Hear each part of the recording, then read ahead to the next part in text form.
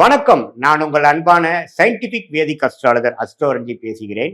நல்லது நினைப்போம், நல்லதே நடக்கும். இப்ப பாத்தீங்கன்னா நம்மளுடைய சேனல்ல வரக்கூடிய வீடியோஸ்லாம் நீங்க பார்த்துட்டு இருப்பீங்க நம்புறேன். அறிவியல் சார்ந்த ஜோதிட கருத்துக்களை பார்த்து கொண்டிருக்கிறோம். எந்த விதத்திலும் மூடை நம்பிக்கைக்குள்ள போகாமல், பரிகாரங்கள் அது மாதிரி விஷயங்கள், ஒரு சயின்டிபிக் விஷயங்கள் இல்லாத விஷயத்துக்கு போகாமல், எப்படி இந்த ஜோதிட சாஸ்திரம் நம்மளுடைய மனித குலத்துக்கு மனித வாழ்க்கையில் நடக்கக்கூடிய சம்பவங்களை எப்படி எடுத்து காட்டுகிறது, கர்மா எப்படி செயல்படுகிறது, நம்மளுடைய வாழ்க்கை ரேண்டமா நடக்கக்கூடிய ஒரு விஷயமா அல்லது காரண காரியத்தோட நடக்கக்கூடிய விஷயமாங்கிறது நல்ல துல்லியமாக சயின்டிபிக் வேதிக் அஸ்ட்ராலஜி முறையில பார்த்து கொண்டிருக்கிறோம். அந்த வரிசையில பாத்தீங்கன்னா இந்த வீடியோல நம்ம என்ன பார்க்கறோம்னா, மேஷ லக்னம் மேஷ ராசியில பிறந்தவங்களுக்கு கர்ம பலன் எப்படி செயல்படுகிறது, ஒரு கிரகமும் எதுமாற கர்மாவை கொடுக்க கடமைப்பட்டிருக்குது அப்படிங்கிறத நம்ம கொஞ்சம் டீட்டெயிலா பார்க்க போறோம். அதுக்கு முன்னாடி நம்ம சேனலுக்கு ஃபர்ஸ்ட் டைம் வரவங்க மறக்காம சப்ஸ்கிரைப் பட்டன் கிளிக் பண்ணுங்க, ஃப்ரெண்ட்ஸ் அண்ட் ரிலேட்டிவ்ஸ்க்கு ஷேர் பண்ணுங்க. இப்ப பாத்தீங்கன்னா மேஷ லக்னம் மேஷ ராசிக்காரர்களுக்கு அதிபதியாக வரக்கூடிய உங்களுடைய பர்சனாலிட்டி, உங்களுடைய மனசை, உங்களுடைய உடல், மனம், செயல்திறன், நேச்சுரல் டெண்டன்சி எல்லாத்தையுமே கவர்ன் பண்ணக்கூடிய, கண்ட்ரோல் பண்ணக்கூடிய, ஆளுமை செலுத்தக்கூடிய கிரகம் செவ்வாய். ஸோ இந்த செவ்வாய் ஓரளவுக்கு நல்ல இடத்துல இருந்துட்டாருன்னா பிரச்சனையே இல்லை. என்ன நல்ல இடம்னா என்ன சாமி அப்படின்னு கேட்டீங்கன்னா, ஆட்சி, உச்சம், நீச்சம் அப்படிங்கிறது பார்த்தீங்கன்னா ஸ்தான பலம் என்று சொல்றோம். திக்பலம் அப்படிங்கிறது பார்த்தீங்கன்னா 10ஆம் இடத்துல செவ்வாய் இருந்தா திக்பலம், அதாவது லக்னத்துல இருந்து 10ஆம் இடத்துல இருந்தா திக்பலம்னு சொல்றோம்.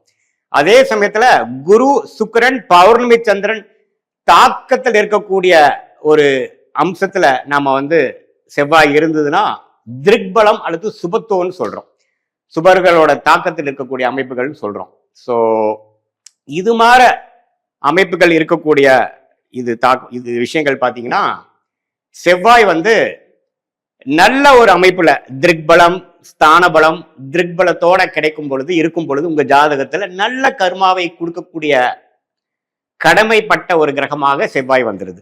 ஸோ செவ்வாய் இது மாதிரி நல்ல இடத்துல இருந்துட்டாவே ஒரு நல்ல விஷயம். ஈவன் நீச்சமா கடகத்தில் இருந்தாலும் குரு பார்வையோட, குருவோட சேர்ந்து, சந்திரனோட சேர்ந்து, சுக்கிரனோட சேர்ந்தெல்லாம் இருந்துட்டாவே பிரச்சனை இல்லை. எப்பவுமே ஒரு சுப கிரகம்னு எடுத்துட்டீங்கன்னா சுக்கிரன், குரு, சந்திரன், அது பௌர்ணமி சந்திரன், இந்த கிரகத்தோட சம்மந்தப்படும் பொழுது நல்ல ஒரு திக்பலம் கிடைக்குது. இதே சனி, செவ்வாய், ராகு, கேதுங்கிற பாவகிரகத்தோட சம்மந்தப்படும் பொழுது பாவத்துவமான கர்மா பெறுகிறது. ஸோ சுபர்களோட சம்மந்தப்படும் பொழுது நல்ல கர்மாவும், பாவத்துவமான கர்மாவை பெறும் பொழுது பாவ கர்மாவும் பெறுகிறது. ஸோ செவ்வாய் நம்ம முக்கியம். அடுத்தபடியா ராஜயோகத்தை கொடுக்கக்கூடிய கிரகம் யாரு மேஷ லக்னம் மேஷ ராசிக்காரர்கள் பார்த்தீங்கன்னா சூரியன் அண்ட் குரு.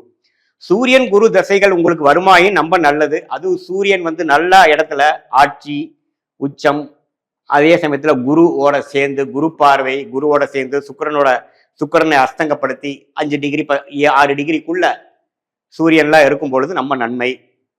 ஸோ இதே பார்த்தீங்கன்னா மேஷத்திலேயே சூரியன் இருந்தா உச்சம் பெறுகிறார், சிம்மத்துல இருந்தா ஆட்சி பலம் பெறுகிறார், குருவோட வீட்டில இருந்தா நல்ல திக்பலம் பெறுகிறார். ஸோ சூரியனுங்கிற விஷயம் நல்ல கர்மாவை, நல்ல குழந்தைகள், நல்ல அறிவு, நல்ல செயல்திறனை கொடுக்கக்கூடிய ஒரு கர்ம பலனை கொடுக்கக்கூடிய கிரகம் என்ன?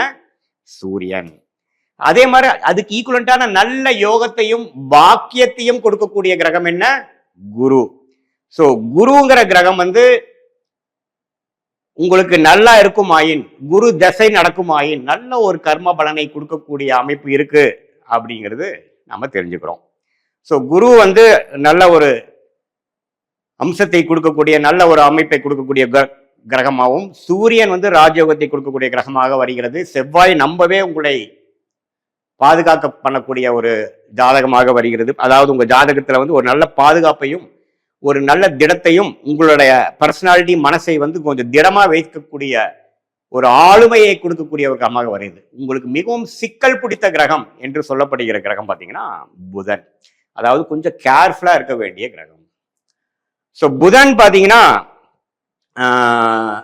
3க்கு 6க்குள்ள அதிபதியாக புதன் சில பிரச்சனைகள் கொடுக்கக்கூடிய, உங்களுடைய பாவ கர்மாவை கொடுக்கக்கூடிய, கடன், நோய், எதிரி, வம்பு, வழக்கு அது மாதிரி விஷயத்தை கொடுக்கக்கூடிய ஒரு கிரகமாக புதன் இருக்கு. ஸோ புதன் திசை வரும் பொழுது மேஷ லக்னக்காரர்கள், மேஷ ராசிக்காரர்கள் ரொம்ப கவனமாக இருக்கணும். அந்த புதனே பார்த்தீங்கன்னா 6ஆம் இடத்துல சனி செவ்வாயோட பாதிப்புல இருந்து, ராகுவோட பாதிப்புல, பாவகிரகத்தின் பாதிப்புல இருந்துட்டா கேட்கவே வேண்டாம், பயங்கர பிரச்சனையை பண்ணுவார். ஸோ புதன்கிற கிரகம் வந்து கொஞ்சம் சிக்கலான ஒரு கிரகமாக உங்க பாவகர்மாவை கொடுக்கக்கூடிய கிரகமாக இருக்கு. ஆனா புதனே பாத்தீங்கன்னா ஒரு குரு சுக்கிரன் அப்படிங்கிற ஒரு வீட்டுல ஓரளவுக்கு திருட்பலம் சுபத்துவம் என்று சொல்லப்படுகிற சுபர்களோட தாக்கத்தில் இருக்கும் பொழுது பாத்தீங்கன்னா ஒரு நல்ல பலன். ஆனா ஒரு குதர்க்கமான விஷயத்துல ஒரு கடன் மூலமாக, அடுத்தவங்க சொத்து மூலமாக, அடுத்தவங்களுடைய நீங்க எதிர்பார்க்காத ஒரு விசித்திரமான முறை மூலமாக உங்களுக்கு வந்து பாசிட்டிவான விஷயங்கள் வந்து கண்டிப்பாக புதன் கொடுப்பார். அதே சனி செவ்வாய் ராகுவால் பாதிக்கப்பட்டிருந்தால் பாவத்துவமாக கொடுப்பார். அதே சமயத்துல சூரியன் சுக்கிர குரு பாத்தீங்கன்னா நல்லதை கொடுத்து உங்களை கை தூக்க வேண்டிய கிரகமாகவும், புதன் வந்து நீங்க அஜாக்கிரதையா இருந்தீங்கன்னா உங்களை அமுத்தக்கூடிய ஒரு கிரகமாகவும் இருக்குதுங்கிறத தெரிஞ்சுக்கணும். மற்றபடி என்னங்க, சுக்கிரன் பாத்தீங்கன்னா உங்களுக்கு நடுத்தரமான ஒரு கிரகம், பாதகாதிபதியாகவும் வருகிறார். ஏன்னா பாதகாதிபதினா 2ஆம் இடம் மாரகாதிபதியாக வருகிறார். ஸோ அப்படிங்கிறப்ப சுக்கிரன் 2ஆம் வீட்டிலே இருந்ததுன்னா மாரகத்துக்கு ஒப்பான கண்டத்தை கொடுக்கக்கூடிய கடமைப்பட்டிருக்கிறான்னு அர்த்தம். ஸோ சுக்கிரன் மாரகாதிபதிக்கு சம்மதப்படக்கூடாது, மாரக வீட்டுக்கு சம்மதப்படக்கூடாது.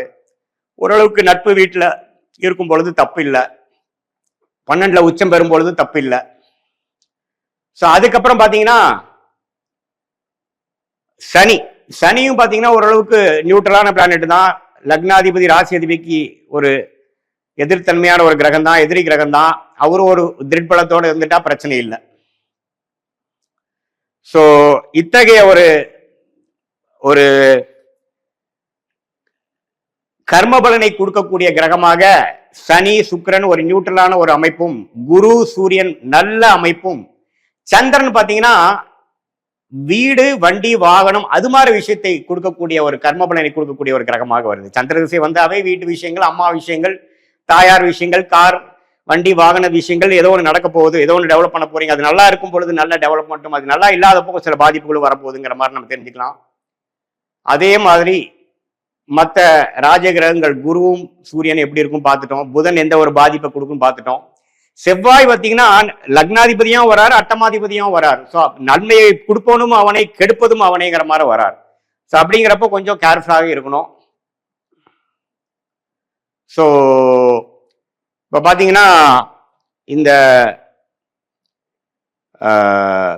செவ்வாய் மட்டும் 8ஆம் வீட்டுக்கு கனெக்ட் ஆகி லக்னத்துக்கு கனெக்ட் ஆகாம இருந்து, அதாவது 2ஆம் இடத்திலிருந்து 8ஆம் வீட்டிலோ 8ஆம் வீட்லயே இருக்கும் பொழுது குரு பார்வை சுக்கிரன் தாக்கங்கள் இல்லாத பட்சத்தில் சில பிரச்சனைகளையும் சில கண்டம் மரணத்துக்கு ஒப்பான கண்டத்தையும் கொடுத்து விடுவாருங்கிற கர்மபலன் கொடுக்கக்கூடியவருங்கிறது நீங்க தெரிஞ்சுக்கணும். ஸோ செவ்வாய்ங்கிறது 2 விஷயத்தையும் குறிக்கக்கூடிய அமைப்பாக இருக்கிறது.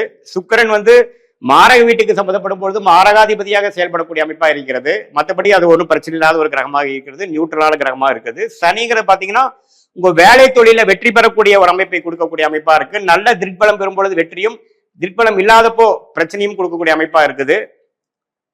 புதன் பாத்தீங்கன்னா நல்ல அமைப்பில் இருக்கும் பொழுது விசித்திரமான முறையில நன்மையும், பிரச்சனைக்குரிய ஒரு பாவத்துவமா இருக்கும் பொழுது பிரச்சனைக்குரிய வம்பு வழக்கு, கடன், நோய், எதிரியம்பு அது மாதிரி கொடுக்கக்கூடிய அமைப்பும் இருக்குதுங்கிறத நம்ம தெரிஞ்சுக்கணும்.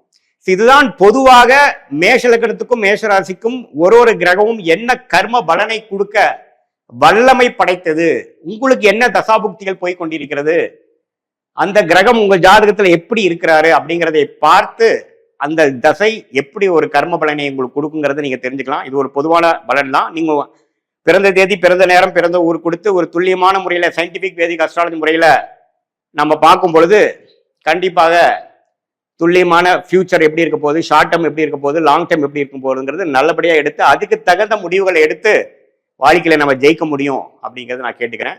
மீண்டும் மற்றொரு காணொலியில் சந்திப்போம். நன்றி, வணக்கம்.